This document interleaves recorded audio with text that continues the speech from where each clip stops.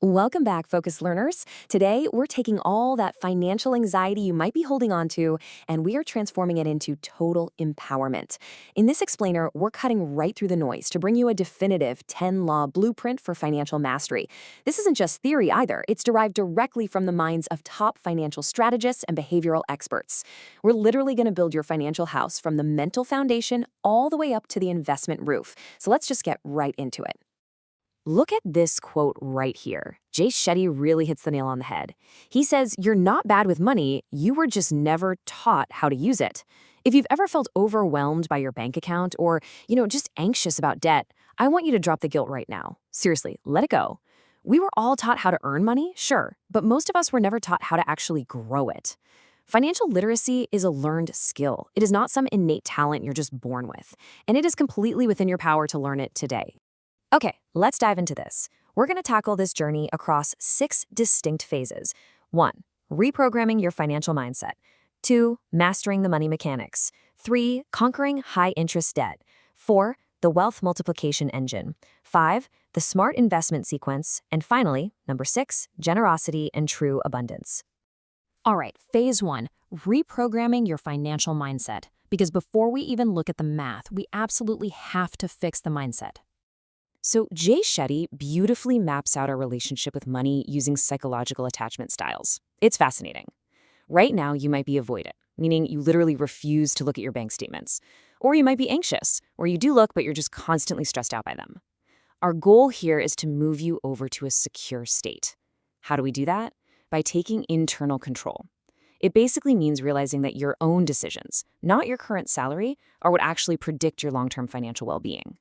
And that brings us to the first 2 laws in our blueprint, sourced from business strategist Brian Tracy. Law number 1, dream big. You need a crystal clear long-term vision of your health, your happiness, and your finances.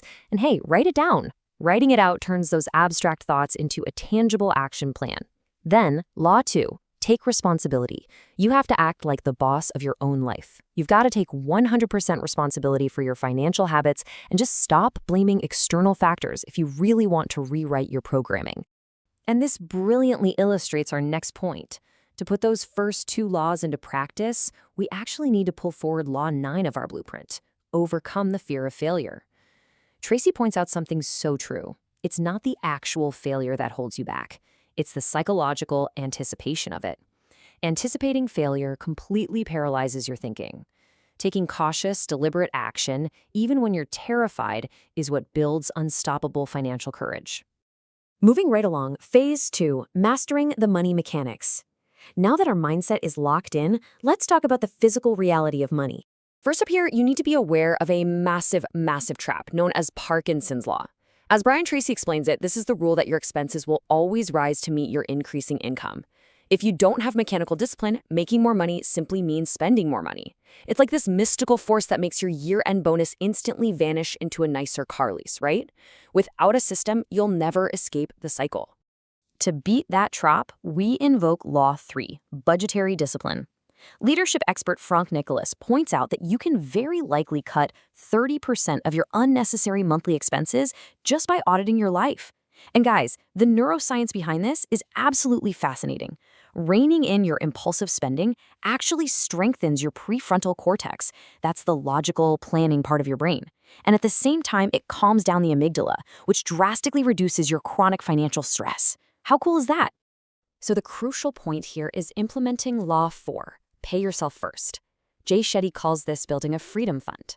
Listen, your brain is fundamentally lazy, so you must automate this process. Automatically route 10 to 20% of your paycheck into a totally separate, invisible account before you do anything else, before groceries, before rent. As Shetty notes, saving shouldn't feel like a punishment. It is a rebellious act of self-respect in a world that basically wants you broke. Okay, phase 3, conquering high-interest debt. It's time to play defense and slay the biggest dragon in your financial journey. Look at this number, 22%. According to financial analyst Nick Invests, this is the average interest rate on credit card debt right now. Let me put that into perspective for you.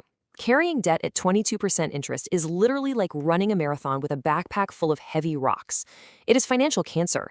It grows faster than almost any investment return you could possibly hope to make, completely destroying your gains. So, to fulfill Law 5, you absolutely must conquer high-interest debt. You essentially have two main strategies to do this. The snowball method targets your lowest balances first, which, gives you really great psychological wins early on. But Nick Invests proves that the debt avalanche method, where you throw every extra dollar at the debt with the highest interest rate, is mathematically the fastest way to freedom. Avalanche will for sure save you the most money in the long run. Now for the fun stuff. Phase 4, the wealth multiplication engine. We're going on the offensive. Law 6 is to multiply income streams. Frank Nicholas highly emphasizes diversifying beyond just a single salary. Whether it's consulting, selling products online, or taking on a passion project on the side, creating multiple streams of income builds this massive financial safety net. But here's the best part. Beyond just the money, tackling new ways to earn actually triggers your brain's plasticity. It enhances your adaptability and lights up your mind's reward system like a Christmas tree. Now, what's really interesting about this slide is how both Brian Tracy and Jay Shetty fiercely agree on Law 7, lifelong learning. They say you should dedicate just 30 to 60 minutes a day to reading or studying your field, just a half hour. Investing in your own financial literacy and your skill set yields a far, far better return than any short-term stock pick ever could. Remember this, your money only grows when your brain grows first. Phase 5, the smart investment sequence. This is where we lay out the exact master plan for your dollars. Let's move to and see how this builds step by step to fulfill Law 8, invest in the smartest order. Nick Invests lays out a very rigid hierarchy here because, well, you can't pick out granite countertops if the foundation of the house is cracked, right?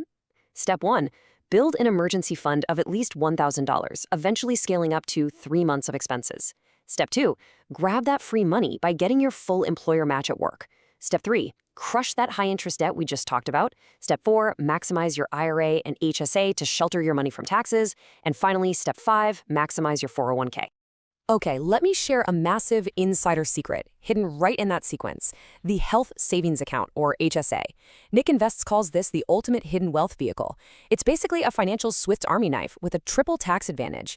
Your contributions are tax deductible, the money grows tax-free, and you can withdraw it tax-free for medical expenses. It essentially makes healthcare costs disappear when you reach retirement. It's amazing. So you've optimized everything. The math is perfect. Your wealth is compounding beautifully. But I want you to just pause for a second and reflect. What is the ultimate purpose of building all this wealth? Seriously, ask yourself. It's not just to look at a high score on a banking app on your phone, right? What is it all for? Which brings us to our final section, Phase 6, generosity and true abundance. This leads us right into our final law, Law 10, practice generosity. Jay Shetty says it perfectly here. Money just makes you more of who you are. Wealth doesn't corrupt you. It just amplifies you. Giving back, even if it's just small amounts, like $5 or $10, actually multiplies your long-term wealth mindset. It makes you more optimistic, it makes you more productive, and it deeply connects you to a real sense of true abundance. So there you have it. We've walked through the 10 laws, from taking absolute responsibility to automating your freedom fund to crushing that toxic 22% debt and investing in the exact right sequence. My final provocative question to you is this. Which of these 10 laws will you commit to implementing right now, today, to start building your secure financial house? Pick just one, and take action.